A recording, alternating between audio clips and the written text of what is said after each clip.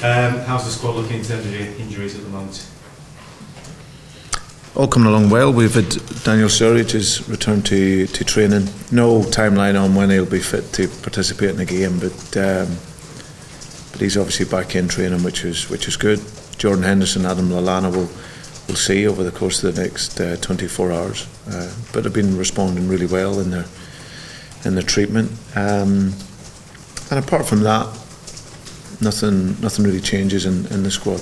Obviously, young Coutinho out suspended, and Calo Turri back fit and training. Joe Allen, is he still? Yeah, still unavailable, but we'll return to training next week. In terms of Daniel, it must be great having him back, because obviously, I guess you'd like to be scoring more goals at the moment. You're a little concerned with the tally you've got so far? No, I think it will increase and improve as the team improves over the course of the season. I think we've created chances to have scored more than the goals that we have, and that's always the primary objective you're looking at. We were obviously didn't create anywhere near as much in the West Ham game, where we disappointed. But I know with the players that we have that they'll get better and improve as the season goes on. And obviously Daniel coming back into the fold once he's fit, he looked really sharp in training yesterday, and probably the best he's actually looked in terms of fitness wise for about 18 months. So it's going to be really good when he gets back, but I don't really want to put a timeline on that. Clearly it's still very early days as far as the season is concerned, but given the fact that it's probably fair to say that Liverpool and Manchester United will have similar sorts of ambitions this season, is this the sort of game that neither manager can really afford to lose? Well, it's still very early, and no matter when they come, they're big games. You know, this is the greatest derby game in the history of our league, and it's a game that we always look forward to. But it's still very early on in the season. I think it's more psychologically, if you can get a good result here, which we've seen before in the past, that it can really give you that boost. But like as I said, we'll only be 5 games into the season. And this looks like it's going to be one of the first games we've seen for a while where neither side really has much of a homegrown influence on the actual squads that are going to be out there. Is that a worry for you? Would you prefer to see more homegrown Liverpool youngsters playing in the squad, and vice versa for Manchester United as well?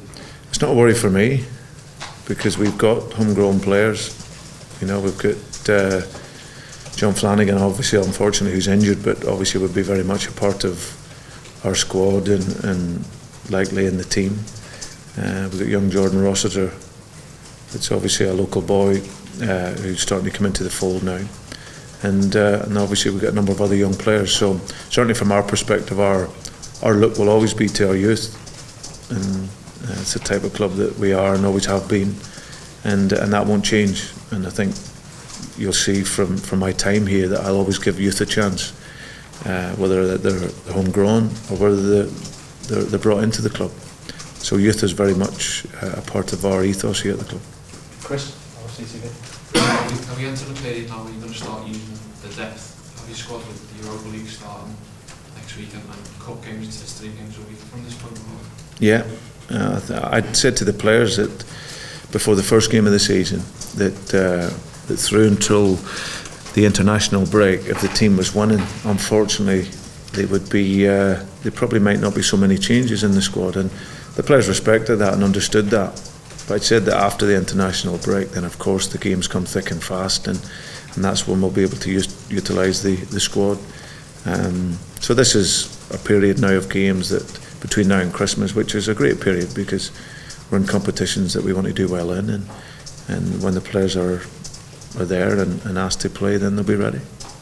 Is this going to be an unpredictable game, with it being so early in the season, such a big game, and so many new players on both teams? Yeah, I think it's more the fact that it comes on the back of an international break as well. You know, you virtually had no time to work with your players. You know, we had some still arriving back yesterday that joined the team for the first time. So, and obviously with them we'll be able to work today. So, but however that comes, we'll be ready going into the game, and the players will be fully prepared for it, and we're really looking forward to it. Will you be looking back at the performance performance at the Emirates and the manner of the display as all the encouragement you need from the game against our rival? Yeah, I think the first 3 games showed that we've made improvements, and of course, without looking back and wanting to look back, the West Ham game was a big disappointment. But certainly going away we've had 2 tough games away from home, both at Stoke and at Arsenal, and performed well in terms of our organisation. And you know, when you go away from home, whoever you're playing against, you need to have that. But of course, we want to be really creative and be dangerous in our attack, and that'll be something that's key to the game also. Brendan, is winning at Old Trafford the perfect way to bounce back from the disappointment in the last game? It's winning the next game, irrespective of where it is. Of course, it's a big game. But once you lose a game and then you've had 2 weeks to sit on it, winning the next game is important, and no matter where that's at. But for us, it's about ensuring that our performance level is at the level that we would want it to be, and ensuring that we set our own standards. We fell below that in the result against West Ham, so we're looking to obviously recreate that standard again and look forward to it. What have you made of Manchester United's start to the season?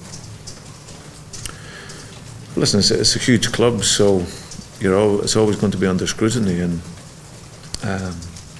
like ourselves, obviously probably disappointed to have lost a game in their last game, but they get some great players, and they'll look to bounce back, I'm sure. How would you sum up the rivalry between the 2 clubs, and do you think it's changed over the years? No, not really. I think the intensity is still there, and I think the players will feel it. You know, when you play in this game, there is a difference. You've got to try and ensure that you look at it as another opportunity to gain 3 points. But Liverpool, Manchester United is always a huge game, and I don't think the rivalry has changed. It's still very intense. It's still 2 sets of supporters that are very passionate about their teams, and for that reason, you want to go and have a great result and performance for them. Ali, yes, Ken. Hi. As you were saying, just 5 games into the season, would you prefer to have such a big game like this a little bit later on in your season? Not really. No, I think it's however the games come. You know, you're going to have to deal with them. But I think it's a good opportunity for us on the back of a disappointment.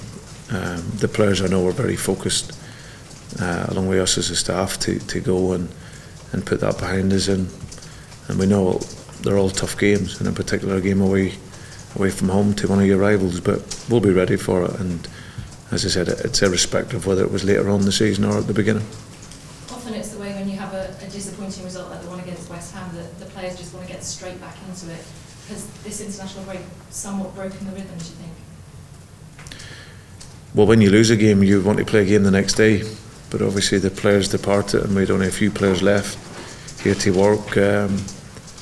But sometimes it can also help, you know, when you go away, and obviously the players are away for the country, so they have to think only about them. But I know they've come back re-motivated and re-energised, and as I said, they're now really focused on this game. We'll come back to that if that's okay. Just on that, Brendan, I mean, it's the same for United obviously as well. How difficult is it as a coach to get your team not so much physically ready for a game of this magnitude, but tactically ready? Well, there's very limited time, but what you have to do is get into your planning very, very quickly on it, and that's something that we've done. You know, we've been able to work with some of the players that have come back from international duty early on in the week to give them the ideas of how they will function if they're playing. Then, of course, as they start to come back, then you're able to sit down, and you may not be able to do so much on the pitch, but you can analyse with video and take individuals away and groups of players. So it's not perfect, of course, because they're away, but you just have to maximise the time you have available and go into the game as prepared as you possibly can be. And I mean, United obviously set the standards for so many years, but we've seen more recently City and Chelsea, and you yourselves nearly won the title a couple of seasons ago. Do you see the 2 clubs now being pretty much in a similar position, a similar footing on the pitch? No, listen, the competition now in the Barclays Premier League is massive.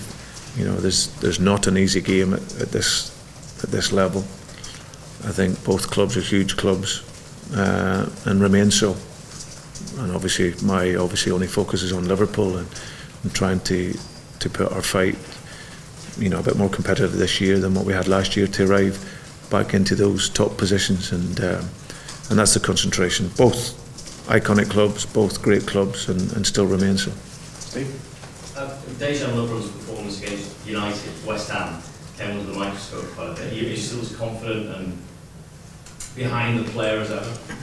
Yeah, I think Dejan, like all the other players, know that we performed below the level in that game, but it was a collective. We can't isolate the performance and the result onto one player.